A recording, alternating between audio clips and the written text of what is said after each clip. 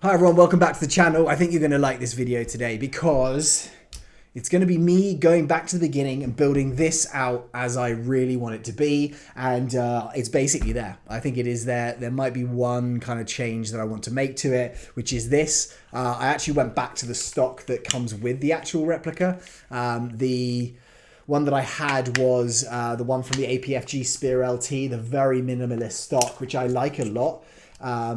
I probably prefer it in general to this one. However, this is just a lot more solid and it's got a lot more weight to it. And when you see what I put onto this, you're going to realize that actually I need a bit more balance in weight. So I may well change this, but I'm going to show you guys bit by bit what I've actually put on this and what it's going to look like. So this is the before shot. This is what it looks like when it comes out of the box. Save two things.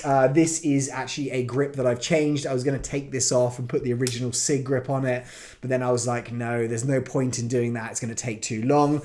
So this is a K2 Plus from Magpul. That's my favorite grip generally to put onto things. I do also like the Daniel Defense grip on my Mark 18s, which are Daniel Defense basically Mark 18, so that kind of fits in. But generally, this Magpul K2 Plus grip I absolutely love. So if you wanted to put that on there, the price on that is $30, I think. Yeah, $30 for that. So I really love it. I know some people know that they love grips, but that is pretty much the only thing that is different on here. The only other thing which I've changed before we start is this, which is the flash hider. This looks very, very similar to the one that comes on the actual Toxicant XM5 when it comes out of the box. It pretty much is exactly the same. This actually just has these kind of tri-lug marks in it. And the reason that I have changed it is because I want to put a suppressor on it, and it's a specific kind of suppressor, so I'll go through that a bit later, but that is the only thing that is different other than that on here right now. The other thing that I actually was going to try and do is put the old suppressor, the old flash hider on it, because I have this suppressor that's just come through from Toxicant. I can't work out how to attach it. It's got the threading right there. It's got the kind of lock and unlock symbols, if I show you there, and it's on the lock. This won't rotate, so I can't work out how to do that. It's kind of got two levels of O-rings inside. So if you know how to do it, please, please, please let me know, because I think that is going to look pretty cool on this. But for now, for a couple of reasons, I'm going to go with a different kind of suppressor, but that's just something to bear in mind. So we'll start off with this. This is, as I said, the most expensive replica I've ever got. And this is out of the box $1,600. So that is a huge price for this. If you're not aware of what it is the Toxicant XM5. It's basically a copy of the XM7, which is the new US Forces rifle that's going to replace their like M4 base. And it's the only company right now that put this out there, but it's incredibly expensive. It's based on a TM-MWS system. These mags are very, very different size-wise as well as design. I think they have the same mag feed lips, maybe the same router as the actual MWS mags, but other than that, completely different size. It's more in line with a Sega 12 kind of size mag, or an M110, you know, the kind of DMR size magazines. So this is a 9-inch version. They also do a 13-inch. They do a 16-inch and a 21-inch, I believe. And one thing I would say is I get a lot of questions on the channel from people which are, hey, I want to get the 13-inch. This is a 9, and I will show you at the end. With stuff on it, it gets really, really long. So I'm very glad that I went for the 9-inch, or I decided to get a 9-inch length. However, you know, you may want something bigger. 21-inch, I think, is going to be absolutely ridiculous. You may run it as a DMR, but that's kind of what you're going to do. So there's a couple of things I've done internally in this which have changed. It's not going to make it look different from the outside. But if you watch previous videos, you will be able to see it. That is a Toxicant MCX Pro trigger box. So that trigger box has a flat trigger. It is pretty much identical to the one that actually comes in there. And I actually used the same fire selector plate and ZEP plate from that original, transferred it in there. So you really don't have to buy that and put that in, but that is another $265 just to put that in. It's tuned by Toxicant, so you'll be able to see, I really should take the mag out if I'm going to do that. You'll be able to see that when the actual action is pushed, it literally has a tiny bit of take up. There's the brake, and the reset is there, and the brake is there. So it's a really, really tuned trigger. But if you are getting the stock out of the box one, you can just tune that trigger and it will be exactly as good as that. You'll have a curved trigger, but you do not need to spend that. So we got 1600, that's 265. Other things that I have done is, and this is just internals to start with, you can probably not see anything there, but I have put a hop rubber and an inner barrel. I might need to move the bolt, that would help. A hop rubber and an inner barrel in there. I'm not going to be able to show it to you, but the inner barrel I might also change. Again, I need to take the mag out before I'm doing this, because that is just not a clever thing to do. Let me just do this quickly. The hop rubber is from Flamingo, so it is a Flamingo hop up. The one I've actually done in this one is a Noir, which is their new version. Normally it's pink like a Flamingo. I think they're great hop rubbers, so that's the one that I've put in there. That's about $12, and then I've put a Maple Leaf Crazy Jet barrel in there. I think it's a 270 or 265. That one is also really good so far, and that was about $60, and I think I might change that out. So I think what I'm going to do is actually put a Lilacs Prometheus barrel in there. I couldn't get one that was the right size for this. They either make one for the MWS that's too long, or they make one for the MWS that's too small. And the other thing I may end up doing is just changing the hop nub in there. At the moment, it's the stock one. But that, in terms of changes and internally, is what this build has become. And what I'm going to do now is go through the exterior stuff that I'm putting on here, and I'll kind of show you guys what the price is, why I've done things, and we'll kind of end up at the end with what the actual horrible price on this now is. So the first thing that I actually got is this, and there's a reason that I got this, because of the actual sight and the magnifier that I got. This thing is by a company called AKATSUKI. It's actually a repro copy of Railscales MonoLift. So you put your sight here and you've got your magnifier there. This is designed, I think it literally just fits the sight that I've put on this. So I'll start off, guys, just with this on here. I'm going to put it loosely on because what I'm actually going to do is position the sight and actually position the magnifier, so I can kind of just adjust it. I had got this set up before, but I thought it'd be really fun just to show you guys what it was like to build it out. So the sight that I went for with this was the Romeo 8T. Now, I've not used this before. I'm a big fan of EOTechs, and I was thinking about going for an EOTech with this, but this is made by the same company, Sig Sauer, and it's actually a very similar sized window red dot to that. It's a bit heavier, but I love that it comes in that DE color, and it kind of plays in definitely with this pretty well, I think. So this is the Romeo 8T. The price on this one is pretty horrible at $730. So it is a real steel optic. I think you can get repro ones of these. One thing I talked about actually in one of the earlier videos is this is a kill flash that it comes with here, and you can literally just trade that out, which means you've actually kind of got optic lens protection, because if you've got BBs hitting this, it's going to be cracking glass, and so this actually is something that will stop that. It'll probably get kind of mushed up, but you can buy replacements of these separately. But I love that it actually just came in the box. It also has this kind of cool tool where I don't really like these attachments because I feel they're very hard to like torque down properly, and then this is literally designed to go around that and to torque it down. So I'm actually going to torque this on properly, because then if we need to, I can move the actual MonoLift.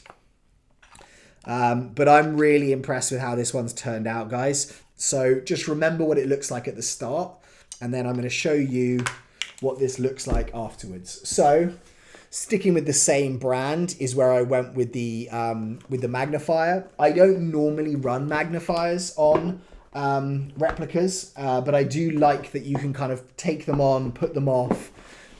You get kind of like with this, because it's such a big window on the red dot, it is actually pretty cool being able to just whack this on and off. And for me, it's more about the look. Like, this is an Airsoft replica. It's not a real steel gun, which means it's not going to have that same need for range in terms of like getting the actual range. Pool lights are coming on if you're wondering what that is behind. But this is the the Juliet3 Micro is what that's called, if I can show you that there. It's the Juliet3 Micro. So as you can see here, this is literally designed to just go right onto this piece here, and it sits perfectly behind it. So it has the same actual kind of quick attachment on here. So I can use this same thing to attach this. So I'm just going to do this here. I do love how these mags on this literally just allow me to put it on the mag, and it's basically like a gun stand. It's kind of great. So that is what that's going to look like. We have the Romeo 8T, and then this is the Juliet 3 Micro. And how I move this is I push this in this cylinder and you just rotate it away.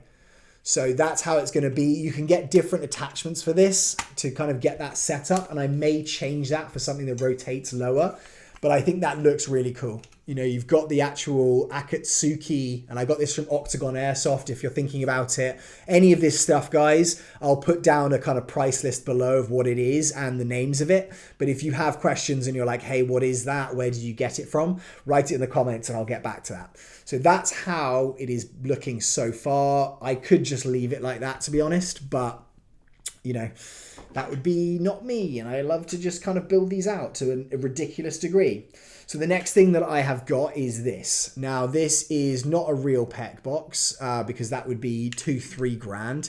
This is from Somogear, and actually it's a really good company just for doing repros of Peq units. They do a NGAL, but it's like $450. This one is, what is the price on this? Let me just have a look.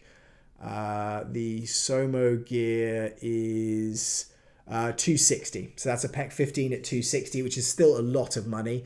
However, these are kind of quality-wise, I think as close to real steel as you're going to get for a repro. And there are people, and you watch videos on YouTube where these people use these on real steel firearms. And even though you're getting a lot more recoil with the real steel, these seem to hold zero. They're potted, which I think just means that inside there's plastic molding holding everything in place. So that jiggling around should not happen. But I actually sometimes on other replicas run these in different locations. Like I have a Hydra mount on my Mark 18s, and that actually, if I get this going properly, the Hydra mount is great because it keeps it out of the way. Whereas this is kind of annoying because it does take up the front of the rail, but I think this is going to look really cool. So I'm going to stick this right here on the end. So I kind of like how that's in line there with the gas block. The other thing when I was originally building this out is I had it a little bit further back, and I didn't like it because I couldn't get my switch high enough up, which I'll go into in a second. But this is going to be giving me, on this build, 3 things. It's going to give me a visible laser, and if I'm running night vision, it's going to give me an IR laser and a IR flashlight. So as you can see here, that's the green laser coming in there. And so that is going to be there, and then I can adjust this, switching it to IR laser only or IR laser and flashlight. So it's got some kind of adaptability, but it's not going to give me a flashlight.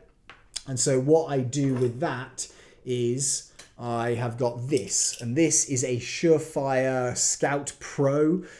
This again is something that I actually traded onto. I was gonna have a Streamlight on here. You may have seen in earlier videos. It just wasn't, it was just too big and bulky.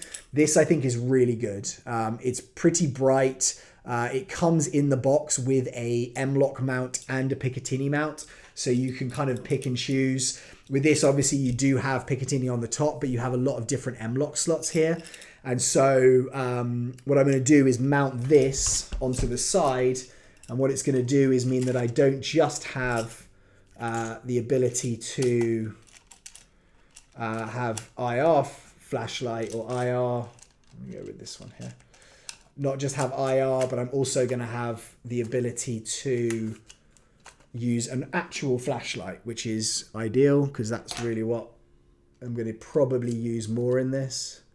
So with M-LOK, I always try to do that half turn, and then I'll almost just try and get that pressure against it. And then once you've got that pressure on the lock, you're almost pulling away from it and then putting that in. And I don't like doing one all the way. You kind of want to do one and then another one. And this is a great little mount that it comes with on here. So you can see there, that's what it's like. But this actually allows you to rotate that in. So that's how I will use it. I like it kind of further forward generally. Because I will run a suppressor on this, it probably won't be as far forward, and I could run it on this M-LOK slot. I've decided not to do that just because it makes the actual replica so front heavy. But I think with this, it feels pretty solid. Like, I need to get used to this because it's a bit... That's kind of what I'm going to look like broken down right now because I'm not going to have the suppressor on there. But this one is so much harder to like rotate and push out. I think it's just newer and a bit more stiff. My APFG one is pretty great. Okay, so the next thing that I am going to do is I am going to put this on. Now this I've gone through in a previous video. If you haven't seen my video on it, go and check it out. But it is the Unity Tactical Axon switch. Oh, sorry, I didn't go into the price on this one. This one is $287 just for that light. Yeah, a lot. And this is a switch which is, again, very, very expensive. And the price on this one is, let me just look for it. It is the Unity Tactical 175. So you can get different versions of this. I got this because it comes with a Surefire plug, which goes into this Surefire. And then it also has a crane plug, which will go into the back of a Peq unit. So basically, this is going to allow me with 2 buttons to control both of these, which for me, obviously, is going to be great because it's kind of good, or not easy, but you can use this to push on top. And then you do have a button on the back here that you can use. But to be honest, like trying to use those and control them, I think is pretty difficult. So what I'm going to do is I'm going to run both leads this way. I already know I'm doing that. And so I'm going to just try and attach this. And I like it pretty close to where, to the front, because I like having that grip forward. I kind of have gone through it in a previous video, but the reason I love this Unity Tactical, I have a different version of it. It's just kind of like a long, thin version. But this one is awesome because of this little thumb rest you kind of get here. Just don't want to lose these pieces as I'm going through. Okay, that's perfect. So I'm going to put that there. I actually might move this AKATSUKI mount back. And I do like that as well, is I can basically just move that mount back and forward. I don't need to undo the sight and undo the magnifier. I can just actually do both at the same time. Okay, so that is almost done up properly. This really takes a lot of turns to get this going. Okay, so that's all good. And then I'm going to have to put these leads in. So what I can do now is, actually I'm going to deal with this one quickly. So for me, that's actually not bad at all. I don't know if I should keep it there. I might move it back one. You know what? I don't know. I think it's actually really good though. I don't think I had it there before, but I like it there. So I'm going to keep it there. I was going to actually move it maybe back a little bit, so I've got that in line, but I'm going to leave it there for now. I'm just going to tighten that up then. Where is this? I don't want to strip the screws, and I know that I can do that if I go too hard. Like, look, if you're not careful, you can end up stripping the end of these, which is not great. I would say the actual screws on it are really good. But then again, it's something that I will end up probably thread locking because it's got recoil on it. It is a lot, but it's for an airsoft, but it's not a huge amount. But just after use, throwing it around, moving it around, I'll thread lock everything. This is more just to give you guys kind of an example of what this is going to look like. So I can take this plug out the back here and then put this directly in. So I'm going to stick that guy in there. And so that is going to mean now, with this button, I can control the laser, and then with this button I can. So this is the sync model. So one of these buttons is going to run both leads, and the other button is going to run one lead. So you're probably looking at this and thinking, how am I going to get this in here? And I can't. You need to have a separate part, which is this, which is the Surefire Tailcap. They call it the UE Tailcap. And that takes the back of it and basically just puts this in place where that can run straight in, that Surefire lead attachment. So I'm going to pull this away. I learned that on the last time I put this on, is you kind of need to rotate it away. Otherwise you're just scraping it on the rail. So I'm just going to take that off. That's the button there, the pressure switch. And then I'm going to put this guy in here. So it's already beginning to take shape, guys. It's getting close to what I'm going to have it looking like. So if you're in the live chat right now as we're premiering this, definitely let me know what you think. But that is going to mean now with this button, that's probably not good to point at the camera, but with this button on the front, I can control both the laser and the light. I can click it in fully. That's both of them. With this other button here, I can basically just control the laser. So I can double tap that, laser on, single tap it. I can just push that and it goes in, click it in, and that goes. So that means that I can switch that just to these two. I would probably unplug that. On my other Mark 18, I have a version of this which does IR illumination as well. So I can run 2 illuminations and an IR laser, which is a little bit of a step up, but that's a lot more expensive. It's probably like $400, $500. $485 or something if you want the IR version. I have actually ended up shooting this out, and what I would say is it's great because you can just reach out to Surefire, say my lens is cracked. They sent me a free shipping label. I shipped it back to them. They returned it and then gave it to me. Sent it, maybe it was 2-3 weeks, but it still got back to me. I paid nothing and it got shot up for in an Airsoft replica. I didn't tell them how it happened, anything. They just kind of repaired it and that was what they did. Okay, so the next thing I'm going to do is some cable management. So this is obviously not how I want this. It's kind of going to get in the way. And so what I love for these are another thing from Magpul. These are called the Magpul, what are they called? Magpul wire control kit, and they come with these. So I got these in FDE. I actually had this from a previous build, but it's 2 parts. And it's an M-lock interface. So with here at the back, you have these 2 lines here and you can run wires down them. That's going to slip into the M-lock slot.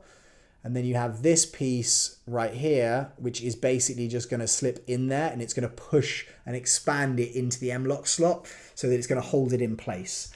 And so what I'm going to do is I'm going to take these wires. I'm going to try and do it so you guys can see it.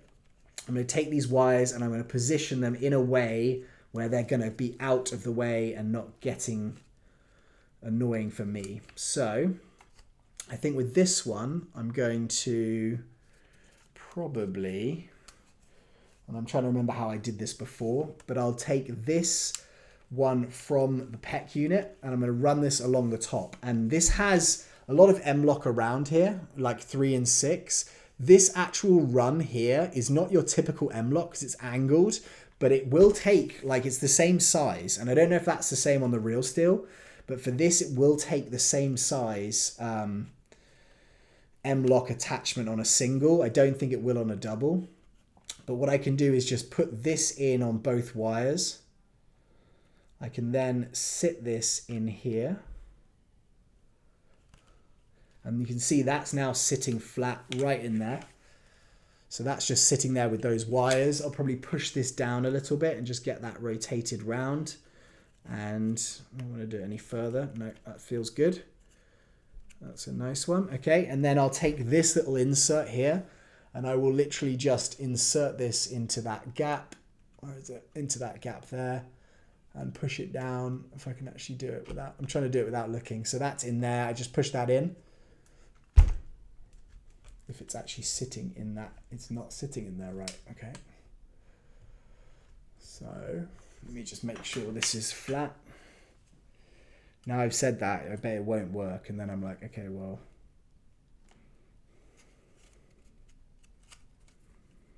So I think this should go straight in there and hold it in place. But right now it's not. This is kind of good though. I do like it on these videos where you can kind of see me struggling with stuff, because it's definitely the case where I think I've got it all sorted and I will spend so many times just readjusting this stuff. Like it looks okay, great, I'm gonna finish it like that.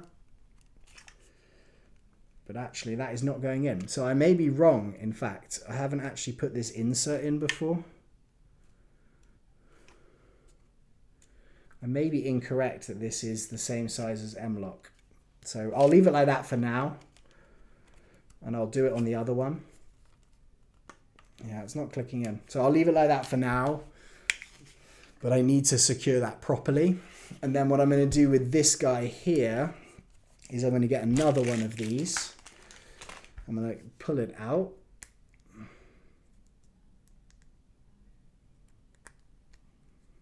So that just is like a little trip. You can actually also run them vertically. So you can see there's almost like 4 directions you can put the wires. Like these are probably the best. If you've got an M-Lock interface, like these for me are the best rail, M-Lock rail like cable management system that I've come across. Like I really, really like it. And let's just see, is that going to get in the way? You know what I might do actually is I might run it this way. So I'm going to run it upwards like that. And then I'll put this in here. And then that's going to keep that fully out of the way. Because what I would say is probably what could get annoying is having that touch my hand. You know, it's such a minor thing to think about. But if it is just kind of getting in the way and touching my hand, I just get annoyed by it. So that's something there. And then this one's going to go directly in there. So you see that one just clicks straight in. So that's going to be there. I'll probably rotate this round slightly. And then I've got that tucked in underneath. So that's not perfect, but that in terms of where my hand is now, I'm not touching the actual cables. And then I'm able just with this to just put my thumb here where I want it and there. So that's my cable management done for this. I'm going to get rid of this guy. I'm going to have to sort this out. So I might move this further down because that's going to be what I have to do. Or I could run it to the other side and put it on here, but I don't know if I'm going to like that, to be honest. The one thing is this being here, what I could do actually is put it on one of these M-Lock slots right here, which is covered by the flashlight normally. And then, let's try it. So I'm actually doing my job here and showing you guys what I'm going to do as opposed to... So I'm going to put it on this bit. And then we can keep the wire out of the way.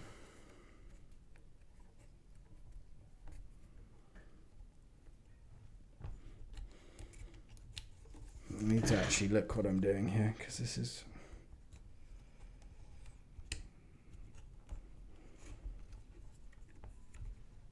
Because this is between the two of them, it's a lot more finicky to get it in. But I can do that there.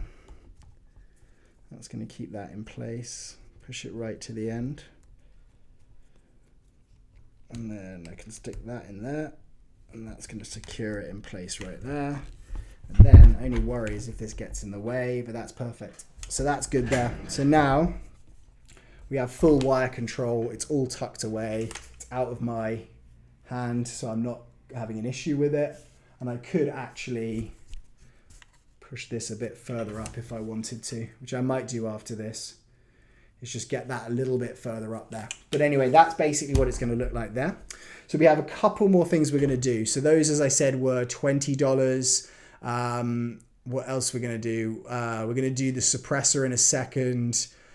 This flash hider, which I've put on here, is the Key Micro flash hider from PTS. Probably tells you what I'm going to put on here, but that's $25. It's basically what is built for the SIGs. So you can find that. I think it's the Key Micro flash hider is what it's called. We've done all of that. Yep. And yeah, so I think what we now need to do is just a suppressor. And then actually what I'm also going to do is put a Handstop. Now, I don't know which brand of Handstop this is, and I am actually I'm gonna maybe trade this out. I'm not sure if this is something that I necessarily want. It's kind of like I haven't used Handstops particularly in other builds that I have. I quite like having the, let me just get a thing that's gonna fit this. I quite like having kind of like a foregrip, and to be honest, I never thought I would like it. The only reason that I ended up putting them on stuff is because with those switches right there, it's actually just really good to be able to have something to kind of rest your hand on the bottom. I'm going to loosen this slightly. But when I have it, and I've tried this one before, I don't know if I like the look of it necessarily. But that's not always what these are about. It's definitely in Airsoft. I think a lot of it is like, okay, how cool does it look? But equally, for me anyway, its performance is a big one. So again, with this, I'm going to do the pull out. I'm going to rotate it in here so that we've got that lock of the... So I don't know what brand this is, this one here. But I would say that it's probably going to be about $20, $30. I just found it in some of my kit. And again, this might be something that I change. So at the moment, looking at what I'm going to change, it's going to be the potentially the stock. And if you guys have a good idea for what stock I should put on it, I'd love to know. Because this does have like a kind of stock tube. So I can just kind of stick any AR style stock on it, which I like. But if you see here, what that allows me to do is just to kind of have my finger in place and then my thumb is there. So it's almost just a lot more comfortable. I'm trying to like get actually in here so you guys can see. It's a lot more comfortable just holding it there like that, or I can just kind of, it just gives me something to kind of purchase on.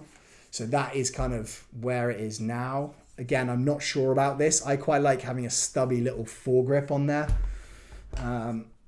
But I don't know.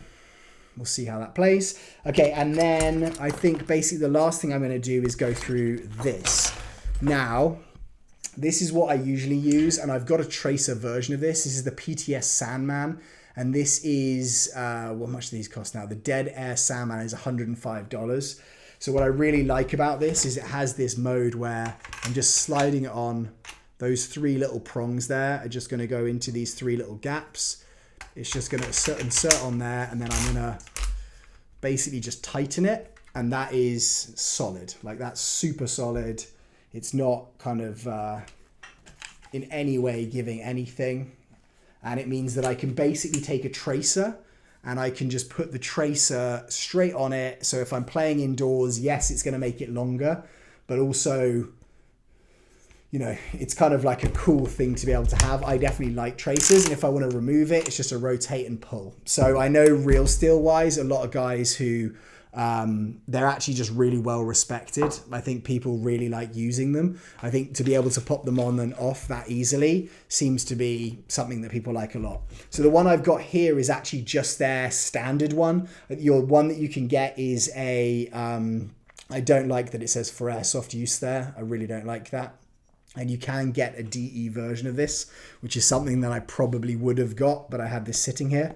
You can get one with a built-in tracer on it. So that is already something that you can get built in. But what I found was this, and I saw a video actually of someone using the XM5 before I got mine, which was kind of one of the first people to get one.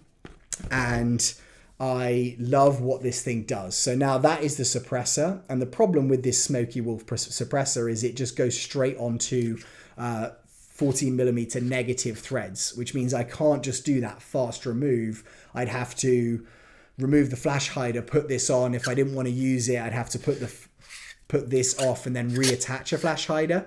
But the reason I like this is because it not only is a tracer unit inside, but it does a smoke effect. So you actually put a liquid inside here and it burns the liquid as the tracer comes out. And so it gives this kind of like smoky effect out the back. I'm going to do a full video on this, but when I saw that was something that was available, I was like, oh wait, if I get the insert of that and then I try and put it into the PTS that I already have, is that something that, you know, will work, or is that something that is going to be the wrong size? But I did try it just before this video and it does fit, or it seems to fit. So what I'm going to show you is we're going to take out this insert. There's basically just, for the non-tracer version, there's just this little insert here. I'm going to pull that out. And then I'm going to slip this guy straight in there. There's a spring. So this guy literally just fits in like a glove. And then this is that's the one for the Smokey Wolf, which actually would fit, I think. Let me see. No, so that won't fit. The size of the threads is too big, sorry for that. However, this guy, which is the stock one for the Sandman, does fit. And I think it's not going to have quite as big smoke effect because it doesn't have as big a holes. Like this one definitely has got larger gaps in it, but it should still have a similar effect. And you can actually put one of the tracer ones on, which has got a ton of big space. So I might just play around with that. I don't like having it kind of looking like it's a tracer in the end, kind of seeing some plastic through the barrel. But that basically means that right now I have a Smokey tracer that I can put on the end here, and then I have sight, magnifier, Peq unit, switch, flashlight, stock.